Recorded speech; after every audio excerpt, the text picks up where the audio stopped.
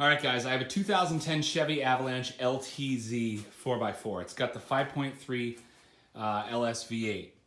I had been having problems with my oil pressure. It was it was dropping down to zero, so what I did is I replaced the oil pressure switch and the screen, and it didn't work. So I decided to do a proper oil change as I just bought this truck private party, seeing if there's anything wrong.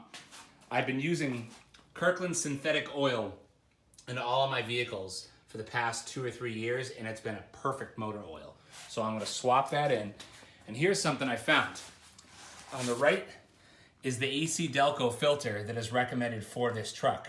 That is the filter that I just pulled off. It's like double the size. So I'm wondering if that is throwing the oil pressure off because perhaps the oil pump just has to do a little bit more work. So I'm gonna swap in this AC Delco. We're gonna put some fresh motor oil in this baby, see what happens.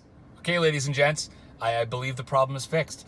I'm sitting at about 20 pounds, maybe 21 pounds at idle. I've been running the truck for about 20 minutes or so. Typically after a couple minutes, the pressure will drop, but it's staying right at around 20 at idle. And then when I give the engine some gas, pressure goes right up to 40 where it's supposed to. So perhaps that could be your problem.